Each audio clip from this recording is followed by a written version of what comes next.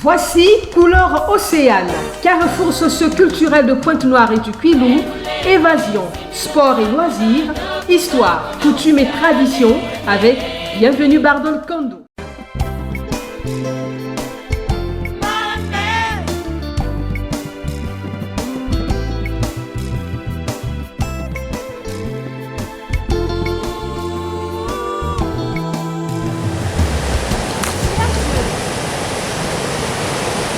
Eh bien, nous sommes à Pointe-Noire. Nous allons l'honneur de recevoir Maître Mungondo Simon. Alors, Maître, pour les nombreux téléspectateurs de la chaîne nationale qui vous ont connu jeune, qu'êtes-vous devenu? Bon, on devient ce que la société a voulu qu'on devienne. Il y a toute une dialectique. Tout est mouvement, tout est changement. Nous avons fait notre temps. Et nous avons fait notre temps. Nous sommes ravis que nous avons fait ce temps-là. Ndongi ici présent, son grand frère a été mon senpai. Quand on parle du senpai, le docteur Ndongi, je quitte le club Shanghai de Maître Sonnet. Je viens à l'Interclub. Lui et Maître Chanet, ils étaient déjà là avec les Kendu. Donc, il y a Maître Kendu qui est mon senpai, le docteur Ndongi qui est mon senpai, et Maître Charnet qui sont mes senpai. Donc, c'est un peu cette histoire-là d'un enfant qui sort d'un quartier, pratiquement, si on était en Afrique du Sud, on devait appeler ça un bidonville, le quartier kilomètre 4. Donc, je sors de là. Je n'avais pas vocation de devenir karatéka. Mais avec l'avènement des films du karaté, il y a Yakisu Kurata, avec tout ce qu'il y a eu, il y avait cette tendance des grandes personnes de brimer les jeunes. Quand, admettons, tu vas à l'école primaire, ceux qui sont là avant toi, ils te tapent. On s'est dit, mais on ne va pas se laisser taper à tout moment. Et nous nous sommes mis à nous organiser, regarder les films, essayer de faire quelque chose, mais on n'avait pas quelqu'un qui pouvait nous amener un peu plus loin. Il y a eu un certain Bissombolo qui nous prenait les dimanches, et aujourd'hui il n'est plus avec les maîtres Gazola. Et nous avons évolué comme ça. Les Sonnets sont venus nous donner une certaine baliser le chemin. Et nous étions à Interclub, un dimanche avec plusieurs années de pratique, un dimanche 2 décembre 1978, je passe donc ceinture noire premier dan. J'étais major de ma promotion ici à Pointe-Noire. C'était la première génération de ceinture noire à Pointe-Noire. Et évoluant, j'ai eu le bac, je suis parti à Brazzaville, j'ai rejoint le club de Maître Maboyi à Sanada, je vivais à Bakongo. Comme Bayardel était un peu éloigné de Bakongo, je me suis rapproché de Mungali Poto Poto. J'ai rejoint Amidou, nous avons travaillé, après nous avons créé la régie financière qui était sponsorisée par le ministère des Finances avec le président Marc Mboni Atipo. Et nous avons travaillé avec les maîtres Benze, les maîtres Nsaï. Après là, 1984, nous voilà partis à Dakar comme des aventuriers. On ne donnait pas aux Congolais une seule chance qu'ils devaient rapporter les médailles. Les gens comptaient plus sur moi parce que j'étais l'homme du moment en ce temps-là. J'étais l'homme du moment. Nous sommes partis avec les jeunes Yakissa, nous sommes partis avec les Zambabo, nous sommes partis avec votre collègue Kouka Norbert Bernot. Nous sommes partis, mais nous ne savions pas quel type de compétition que nous devons faire.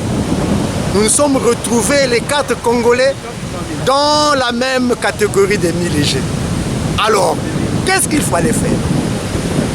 On ne savait pas que faire. Je demande donc à Nyakissa, est-ce que tu peux augmenter le poids? Il dit, maître, si je gagne du poids, je ne pourrais pas bien comprendre. C'était la première expérience de Bernot. on ne pouvait pas trop se dire, bon, il peut faire quelque chose, mais Dieu, pour connaître Dieu, il faut être dans les révélations de Dieu. Et m'avancer, on s'est arrangé qu'il gagne du poids. Moi, j'ai fait tout le temps. J'étais en train de prendre du Purganol pour casser le poids, pour que je sois dans les légers. Tu vois, un sacrifice. Et je vais dans les gens qui ne sont pas, qui sont dans leur catégorie. Moi, je quitte ma catégorie pour aller dans une catégorie les légers, pas les mi-légers, parce qu'on était tous mi-légers. Et je suis parti. Et ça a failli me coûter la vie. J'ai failli payer pour le Congo pour cette affaire de compétition de Dakar. Et Dieu merci, on a eu, pour 4 présentés, le Congo a fait un 100%, nous avons eu 4 médailles. D'où l'expression, les fameux médailles de Dakar. Mais les médailles de Dakar, c'est une histoire dans une histoire. Maître Amidou nous avait encadré jusqu'à un certain moment, mais au moment où le Congo avait décidé qu'on aille en septembre 1984 pour aller faire les premiers championnats d'Afrique, Amidou a eu le boulot à Air Afrique. C'est des choses que les gens ne disent pas. Il a eu le boulot à Air Afrique, donc il devait partir en Côte d'Ivoire, pratiquement à Abidjan, pour faire la formation de travailler dans une agence Air Afrique. Donc, Maître Luc, on l'a pris comme directeur technique, et moi, j'étais à la fois compétiteur et coach. J'entraînais les gars. Si les gens ont un peu de gratitude, ils doivent le dire. Moi, j'ai continué le travail qu'on faisait avec Maître Amidou. J'étais donc coach, capitaine et compétiteur. Donc nous avons rapporté 4 médailles et puis on est revenu, nous avons fait le tour du Congo, les gens nous ont invités, les ligues, les compagnies pétrolières. Vraiment, les gens étaient ravis de ce que nous avons fait. Mais dans ce que nous regrettons, c'est que les gens qui devaient nous remplacer, comme les présidents Ndongi, il y avait une certaine succession. Il y a eu comme une fracture. Donc, au lieu de faire ce qu'on appelle la gestion des cadres, la gestion de cadres, je peux le dire sans faire la fine bouche ou bien faire la gueule de bois, si après nous, les gens qui devaient remplacer, comme les Ombumaou, les Malanda, les Ndongi, les autres, les Dunyama, si on avait fait cette succession-là, je crois qu'on aurait beaucoup de choses à gagner. Le Congo est quand même arrivé 7e au classement mondial. Nous étions à Grenade. Donc, et le Congo faisait déjà partie des nations du karaté. Moi, je sors du pays, je vais en Afrique du Sud, je tombe chez celui-là qui était président de l'Union africaine de karaté, M. Imtiaz Abdullah. Je rentre dans son dojo, j'étais son assistant, donc j'étais en train de m'entraîner là-bas. Et il y avait un problème qui date du temps de l'apartheid. Il y avait un championnat du monde. Mais les Noirs qui avaient connu tout ce qu'ils ont connu comme humiliation au temps de l'apartheid ne voulaient pas qu'ils soient entraînés par un métissé ou bien qu'ils soient entraînés par un blanc. Donc ils cherchaient quelqu'un qui pouvait les amener au championnat du monde. Donc moi je faisais certaines prestations au ministère de la Justice en Afrique du Sud. On m'appelle, mais Chia Nimchaz m'appelle pour dire écoute, il y a tel problème, est-ce que tu peux aller encadrer l'équipe de l'Afrique du Sud? Je dis mais il n'y a pas de problème, j'ai demandé la permission m'a été offerte, mais oublions que quand je me suis engagé là, les gens avaient envie qu'il y ait le Congo aussi qui participe. Donc il y avait un open dans un championnat. Je me suis dit, Mais peut-être que je ne tiendrai pas. Je dis, bon écoute, comme Funankoshi et plutôt Kanazawa, sa mère lui avait dit, mais vous le karaté là vous faites avec combien de mains? Deux mains. Combien de pieds? Deux pieds. Ben, s'ils ont deux pieds, moi j'ai deux pieds, j'ai deux bras, est-ce que je ne peux pas combattre? Je me suis engagé. Et je suis donc sorti champion du monde là-bas en septembre 2003. Je suis sorti champion du monde. Les gens que j'encadrais, notamment certains Sud-Africains, ont eu des médailles d'or dans leur catégorie. J'ai eu aussi à encadrer l'équipe du Rwanda et l'équipe de l'Inde, puisque nous étions dans la même salle. Ils venaient, donc j'encadrais. Voilà un peu la petite histoire de la personne qui est devant vous, qui aujourd'hui, quand vous entendez Kyoshi Mungondo, mais Kyoshi Mungondo, c'est pas moi qui ai pris le nom là. C'est Kansho Kanazawa qui, quand il m'a vu travailler, il a dit mais toi, ça te fait combien de temps au karaté? Je dis bon, voilà l'expérience que j'ai. J'ai ma ceinture noire depuis 1979. Voilà. Mais vous avez encadré au moins combien de générations de ceinture noire? Je dis, je peux avoir à mon actif plus de 4 générations. Il dit, désormais vous devez partir, on doit vous appeler Kyoshi. Donc le Kyoshi, en japonais, c'est le maître des maîtres.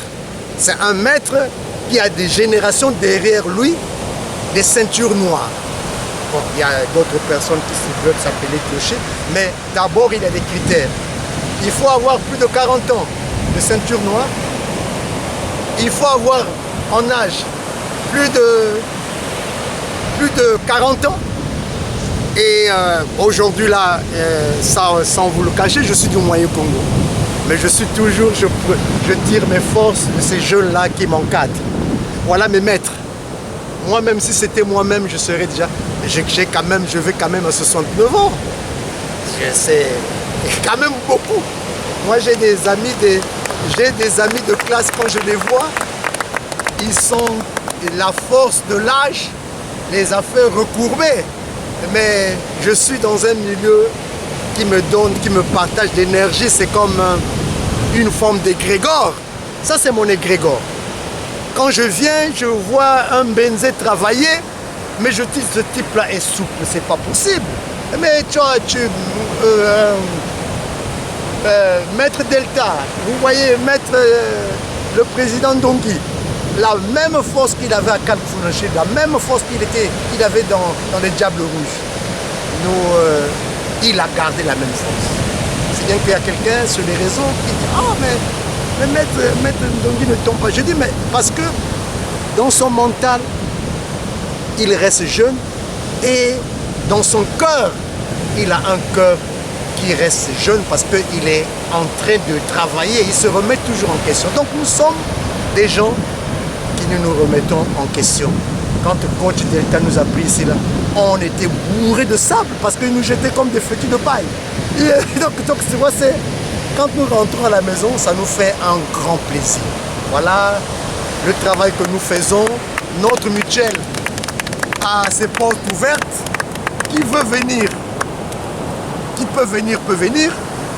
Les images que nous faisons là vont jusqu'au Japon. Nous avons Okinawa, nous avons les États-Unis, nous avons partout qui apprécient le travail que nous faisons ici là. Donc nous sommes fiers de ce que nous faisons.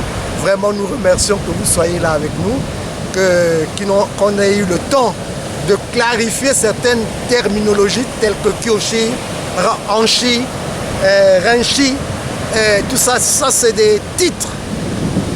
C'est des titres qui vont avec la pratique, qui va avec l'expérience, qui va avec le grade.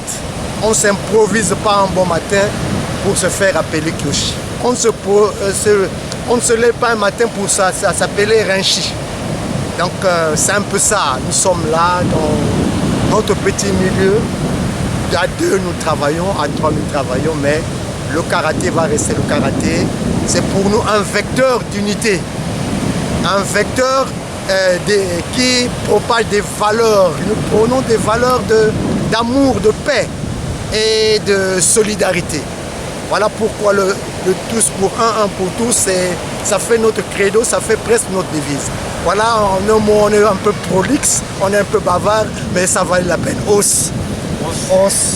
Alors, Maître Parfait Ndongi, vos sentiments après un tel récit? Ben, ce sont des sentiments, on va dire, de reconnaissance.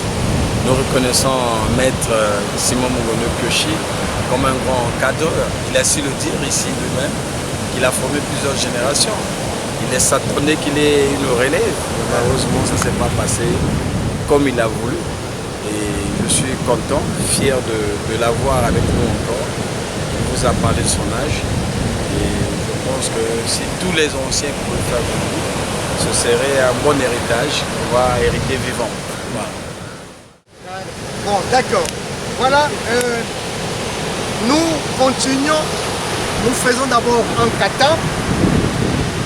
Voilà, Kyoshi Mungondo, par la force de l'âge, n'arrive plus à se lever.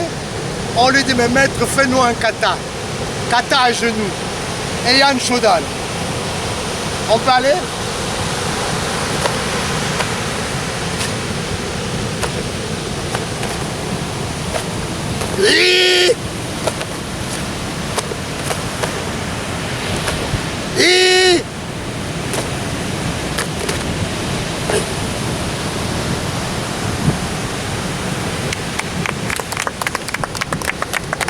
J'attaque. Oui, j'attaque. Je prends la distance.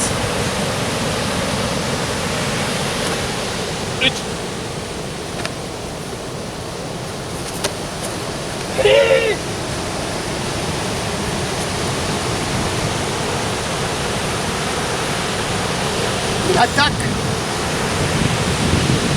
Il attaque Maïderi. Le système d'absorption de la France. Senkuchu. Il essaie le Maïderi. Voilà. Beaucoup de gens vont bloquer comme ça. Regardez, il fait Maïderi. Regarde la possibilité qu'il a. Il a la possibilité de faire, quand je bloque, de faire quelque chose au niveau de ma tête. C'est parti. Et vas-y. Ok. Regardez l'absorption de la force. Quand il attaque Zenkuchu, vous avez vu? Je tire là.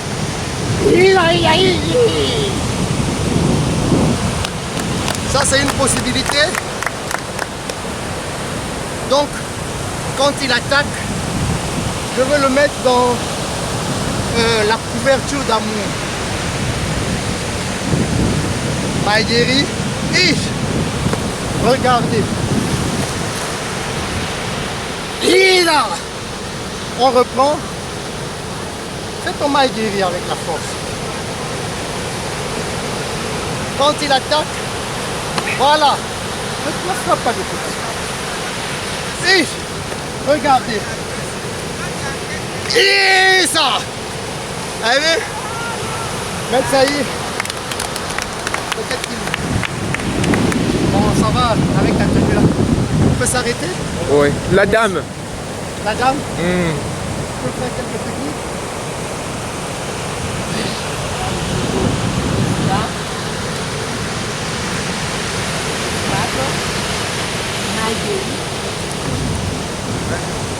Gaétane Barré, et je frappe. Et madame, depuis combien d'années faites-vous le karaté? Bon, maintenant peut-être je suis à 3 ans, mais je faisais ça d'abord quand j'étais petite, avec mon papa. Avant de mettre au monde, je faisais ça et puis mon papa avait dit qu'il ne faut pas faire ça. Puis tu fais ça, tu ne vas pas se marier. Et puis j'avais laissé. Maintenant quand je grandis, j'ai mis au monde, maintenant personne qui va me contrôler. J'ai encore rentré. Et on vous appelle Madame Kimembe Judith. Et vous avez quelle ceinture vous portez? Je suis bleue. Bleu. Ceinture bleue. Ok. Et c'est votre papa? Ah oui. Alors, maître, qu'est-ce que ça fait d'avoir une fille qui fait le karaté? Tout d'abord, le karaté, c'est pour la santé. Ça, c'est le petit-fils. Hein. C'est plutôt pour la santé et pour savoir se protéger, se défendre en cas de... Voilà pourquoi. Et je vois votre petit-fils, et dont le karaté, c'est une affaire de famille. On peut se le permettre? Oui, on peut se le permettre. Ceux qui veulent. Ok. Et vous ne vieillissez pas? Ah, mais... On me voit qu'il y a 63 ans d'hier. Ok. Merci. Au nez et au plexus. Là. Non, je t'attaque. Local, tu attaques. C'est bon. Yes. À fort. C'est bon. 3, 4, 5 aïe. Change de côté. C'est très bien. 1, 2, 3, 4, 5, aïe. Maintenant, tu vas. Coup de pied. Vas-y. 1, 2, 3, 4, 5 aïe. Ça, change de côté. 1, 2, 3, 4, 5 aïe. Pas beaucoup. Qui d'autre? Qui d'autre?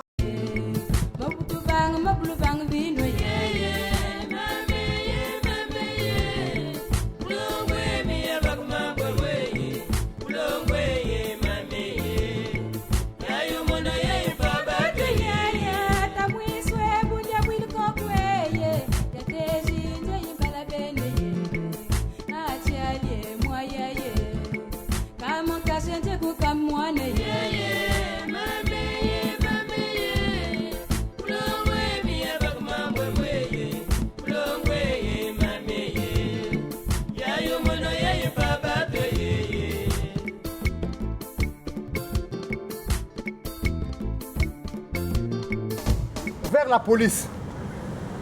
Je suis à fond têté vers la police. Il y a un couloir, je laisse la police du dos.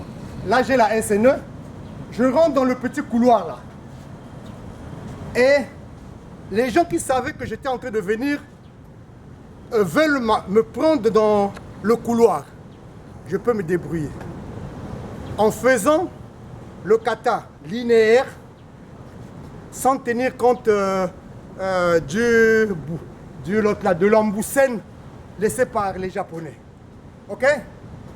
Dans ce kata-là, nous allons faire ça avec tout le monde. Nous allons faire toutes les variantes de Heian Shodan. Mais pourquoi je dois être ce monsieur-là? Je suis ici. Il faudrait d'abord qu'on m'attaque.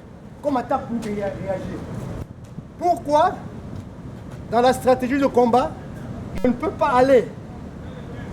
J'attaque et je tire le gars. J'attaque, c'est plus un Gedan Bagai. Viens mettre. Voyez le kata Tsetsen Kuchu. Il me fait mal. Je bloque, je rentre, oh, mais je ne laisse pas le temps de faire son maille. Quand on est là, je rentre, qu'est-ce que je fais? Je rentre, je tire. Ça devient une attaque. Le Gedan Barai n'est plus Gedan Barai. Je suis parti, je tire, j'ai fini avec lui. Voici des recherches, hein, on est là dans notre groupe, on fait des recherches. Donc nous allons faire toutes les variantes. S'il y a des questions à poser, le président est placé, bien placé. Maître Nsaï est bien placé. Maître Mbenze est très passé. Moi, je suis là. Nous sommes les anciens. Ça, c'est notre ancien également. Maître Mboukou, il est sourd-muet. Le groupe là-bas, c'est un groupe de ceux qui ont un problème de handicap. Ils ont un problème d'audition. On est parti. Maître, ici. Maître, là. Maître Mbenze, reste-toi. On regarde. Vous vous mettez derrière nous. Et Yann Chodan Norma. Yann Chodan. 1, 2, 3, 4, 5, 6, 7, 8, 10. Hey. Hey. Hey. Hey. Hey. Hey. Hey. Hey. Yann. Hey. Hey. Hey. Hey. Ayame. Yasu. Ce kata a 21 déplacements. Nous avons commencé à 1 pour finir à 21. Vous vous retirez. Nous allons maintenant faire le kata là à l'envers. Avec le système, nous faisons l'offensive, nous attaquons nous faisons le scène au scène avant que l'autre nous attaque. Donc, nous allons partir doucement. Nous commençons par le mouvement 21. On va tous. 1. Attends. 20 là. Ça y est. Si tu n'arrives pas, tu te retires. Change de pied. Là, nous attaquons. Et nous, là. Là. Nous faisons un taille sabaki. Le pied là doit être devant. Là. Tiens. Hey. Ok. Nous reculons.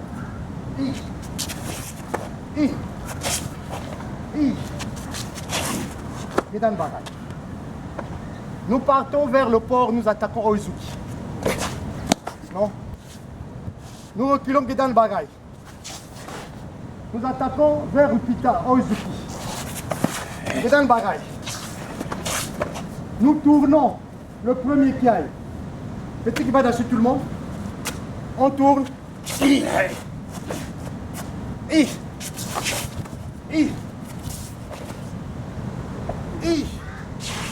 Gedan Bagay. Là, nous partons là. Oizuki. Là. Oizuki. Ok. Gedan Bagay qui tue. Nous partons Oizuki, main droite.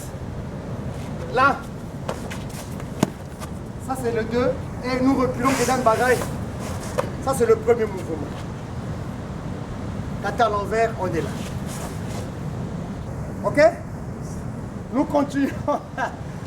Maître Parfait Ndongi, où sommes-nous? Dans quel cadre nous sommes ici? Alors nous sommes ici au bord de la plage à Pointe-Noire, à l'enceinte de l'abri côtier. Et ici c'est pas un club de karaté, c'est une mutuelle dénommée Dynamique Budo qui reçoit ou regroupe les sportifs de sport de combat. Et donc tous les dimanches nous nous retrouvons ici pour la recherche dans les arts martiaux et on se partage les connaissances. Et généralement les entraînements sont animés par Maître Simon Mungondo qui est ici présent, ceinture noire 8e dan, champion du monde de karaté. Et donc voilà un peu en bref ce que nous sommes ici. Maître, présentez les autres qui sont avec vous ici. Alors j'ai Maître Bézé qui est ici, ceinture noire de karaté. Maître Saï, ceinture noire de karaté. Maître Mboku, ceinture noire 6e. Et aujourd'hui, qu'est-ce que vous avez démontré? Bon, on a démontré pas mal de choses. Je vais laisser le soin au grand maître de vous relater ce qui nous a plu aujourd'hui. Je tiens d'abord à vous remercier parce qu'il y a longtemps que ce projet-là était en veilleuse. Quand on s'est vu la dernière fois, vous avez dit que mais je cherche le président Ndongi, comment je peux faire pour venir faire une interview et tout. Mais aujourd'hui, la chose s'est réalisée. On dit Dieu merci. Notre mutuelle, dans ses statuts et règlements, nous visons pas le côté karaté, l'autre la compétition. Nous visons le traditionnel, karaté traditionnel. Et il n'y a pas que le karaté, puisque c'est une mutuelle des sports de combat et des arts martiaux. Nous avons ceux qui font le MMA, comme le coach Delta. Lui fait MMA. Nous avons ceux qui font judo, comme les maîtres Pelé. Ceux qui font kickboxing. Malheureusement, aujourd'hui, ils ne sont pas là. Nous faisons toutes les disciplines. C'est pour que quelqu'un, quand il fait le karaté, qui ne s'arrête pas seulement au karaté. Nous voulons faire une convergence de styles. Vous avez vu Bruce Lee? Bruce Lee, en ayant fait beaucoup de styles de combat, il a créé son Jeet Kune Do. Dans le Jeet Kune Do, il y avait quoi? C'est une convergence de styles qui mêle la boxe, le catch, le judo et tout. Donc, en fin de compte, quand vous arrivez à l'étape où était arrivé Bruce Lee, vous devenez un citoyen mondial des arts martiaux. Nous voulons devenir des artistes des arts martiaux. Pas ces karatéman qui, quand il a pris un peu de vin, il va au cinéma. Quand on était à Brazzaville, il y avait le cinéma Star, il y avait à Mungali là notre... c'était quoi déjà à Mungali là? Et puis au plateau de 15 ans, il y avait aussi Vox. Ce type-là va voir le cinéma, il voit Kurata sauter, il va dire, lui aussi il fait karaté. Ça, c'est des karatéman. Ceux qui voient, qui connaissent le vocabulaire du karaté, mais qui ne sont pas des artistes des arts martiaux. Nous sommes des artistes des arts martiaux. Nous voyons le côté martial et le côté traditionnel. Quand on a fini la compétition, qu'est-ce qui nous reste? La consolation, c'est la maintenance, c'est le traditionnel. Donc au sein de la dynamique Budo, nous souhaitons organiser une journée spéciale des sportifs de sport de combat à l'honneur du plus haut gradé karatéka du Congo. Et là donc, nous nous permettons de lancer un appel au haut sensei Maître Florent Chiba, le général, ceinture 9e dan de karaté, afin qu'il puisse nous donner un coup de main pour que nous réalisons la journée des sports de combat